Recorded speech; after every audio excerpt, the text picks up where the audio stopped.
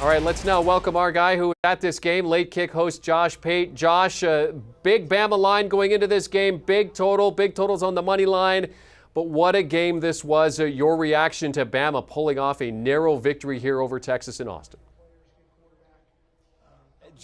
Jeremy, it wasn't ever one of those big moments where all of a sudden things changed. It's just kind of the way the game settled in, which I think if you and I were to have been able to see this final score 4 hours ago, we would have guessed way differently. We would have guessed -5 Alabama turnovers or 2 special team scores for Texas or something like that. And it wasn't that. It was just Texas outgaining Alabama, like 9 or 10 more first downs than Alabama. There was a time midway through this third quarter, and I'm not sure how the game turned out, to be honest with you, because I haven't seen the final numbers, where Alabama had more penalties than first downs, which is just so atypical, even going on the road in an environment like this, which was red hot today in more ways than one, as you can clearly see by how drenched I am.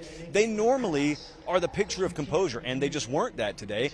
But the other team had a lot to do with that. I thought, and I still think, the biggest takeaway moving forward is not going to be Alabama, because they're going to have other shots. I think the biggest takeaway you have to have today is just a good solid tip of the cap to Texas. Physically, they're on their way, which is, to me, a huge, probably overlooked, but huge headline from this thing.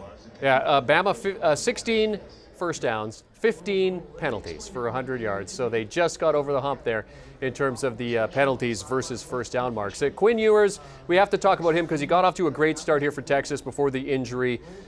Were you surprised at how Texas were able to kind of have Card come in and kind of carry things forward, perhaps even be a little more athletic, as Nick Saban said? Card maybe made some plays that Ewers couldn't have in this game?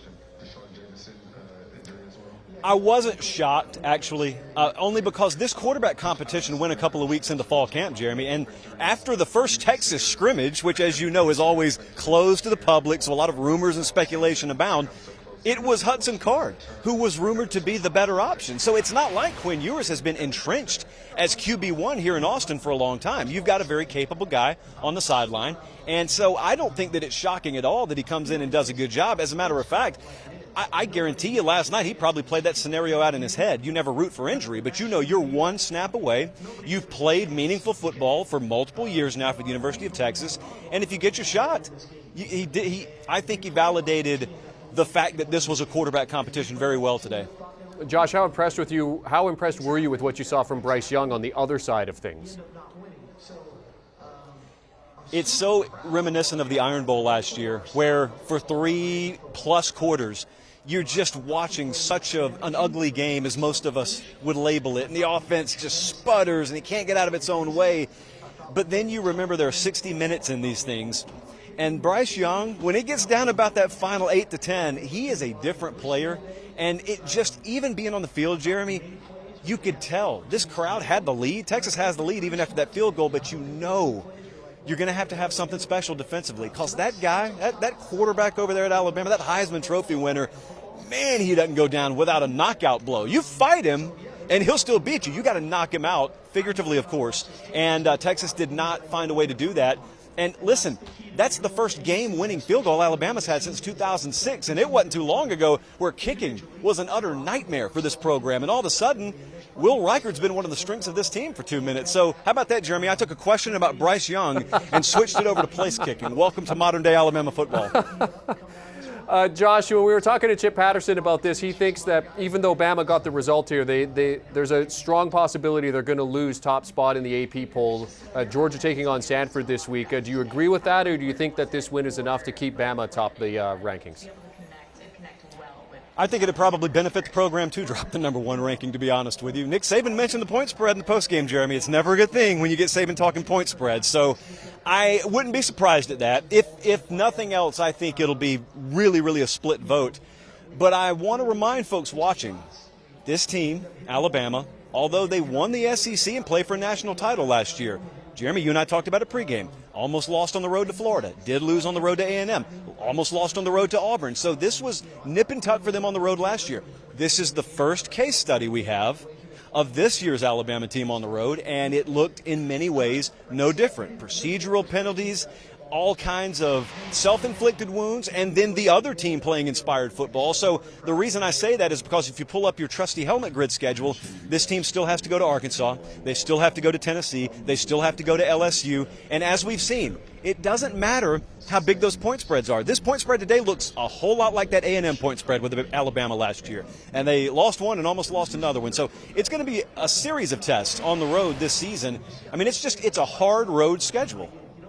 Well, and UL Monroe coming up next. Then they've got Vanderbilt after that before things really start to tighten up. So, I mean, they have a couple weeks to kind of get things right, if you want to say that, even though they're coming off a win. When you look at Texas, they host the defending Conference USA champions in UTSA. That's a state rivalry game. For that particular game, how important is a win there for Sark and the Longhorns? Well, it's so imperative, and I think that's obvious maybe to the viewers. Everyone goes, well, of course a win is important. It's not just that, Jeremy. If you go back to the Oklahoma game last year, when they lost the Red River Shootout in heartbreaking fashion, they didn't lose one time. That game cost them like 5 or 6 more times, and you can hear Steve Sarkisian's press conference in the background right now. Last year, at season's end, he said, I never got the team back. After that Oklahoma game, I never got the team back. And they worked mentally on that stuff the entire spring, the entire summer, of be mentally tougher. We know we're going to have adversity. Well, boom, it happened today in week 2. You almost win. You feel like you've got it, and then it slips through your fingertips. Does this game beat you again, or do you springboard? Because it's very possible to springboard off a near win and end up being one of the best teams in the Big 12. I think it's one of the biggest storylines moving forward in college football is how Texas takes this performance today, bottles it up, and uses it. Because it could be for better or it could be for worse. A lot of eyes on this game today, and Texas certainly impressed a lot of people. But, Josh, I want to ask you, I mean, did you have fun? How was the atmosphere there today? What was it like to be field level for this one? It was incredibly hot. I don't know what they told you the temperature was on the 120. Unnatural surface of this field on the broadcast. Yeah, so they weren't lying. I got white shoes on, and it still is burning me up right now. I will credit this crowd, though. They never tapped out. I mean, we didn't see an empty seat in the house, and they brought it for 4 quarters. And I can guarantee you that although you can't acknowledge it during the game, boy, that's appreciated in that Texas locker room and in that Texas athletic department, because Jeremy, you never know. You never know if you and I are sitting here in 2025 and Texas is a national title contender. We may very well be looking back on this day and say, you know, Texas lost that day. But it felt like something changed, and lo and behold, history shows it has. They were on fire here today. It was they created an environment to be proud of. He is Josh Pate in Austin for us this afternoon, taking in Alabama's win over Texas. A great game. Great to see you as always, Josh. Glad you survived the heat.